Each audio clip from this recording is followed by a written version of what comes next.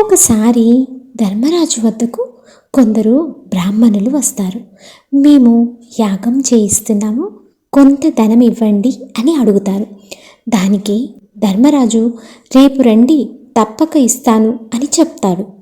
అక్కడే ఉన్న భీమసేనుడు వెంటనే సేవకుల్ని పిలిచి రాజ్యమంతా పచ్చతోరణాలు కట్టండి, పండుగ సంబరాలు నిర్వహించండి అని అంటాడు. అది విన్న ధర్మరాజు ఏదైనా విశేషమా అని అడుగుతాడు. దానికి జవాబుగా భీమసేనుడు, అన్నా, మీకు రేపటి వరకు ఆయుష్ ఉందన్న నమ్మకంతో ఆ బ్రాహ్మణులను రేపు రమ్మని చెప్పారు, అందుకే చాలా సంతోషంగా ఉంది అంటాడు భీముడు. భీముడు అంతరార్థం గ్రహించిన ధర్మరాజు సిగ్గుపడి వెళ్ళిపోతున్న బ్రాహ్మణులను పిలిచి ఇవ్వవలసిన దాన ధర్మములు వెంటనే ఇచ్చేస్తాడు. కావున ఏదైనా చెయ్యాలి అనుకుంటే ఈ క్షణం మాత్రమే మన చేతిలో ఉంటుంది.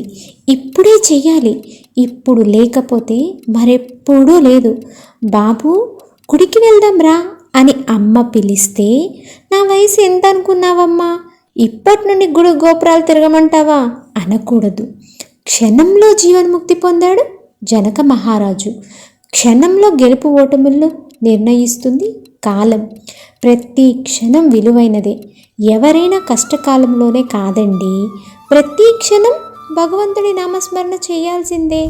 అంతేకాని చదువయ్యాక, పెళ్ళయ్యాక, పిల్లలు పెద్దయ్యాక, రిటైర్ అయ్యాక భగవంతుడు చెప్పిన మార్గంలో నడుస్తాను అని కాలం వృధాగా గడుపుతూ ఉంటే ఈ కాలయాపనలో మృత్యువు ఏ క్షణమైనా మనల్ని తీసుకెళ్ళొచ్చు. పెద్దల సామెత ఉంది కదండి, చచ్చాక ఏం సాధించలేం, బ్రతికి ఉన్నప్పుడే సాధించాలి అని. ఆధార్, రేషన్, హెల్త్ కార్డు లాగా గ్యారంటీ లైఫ్ కార్డ్ ఎవరికీ లేదు.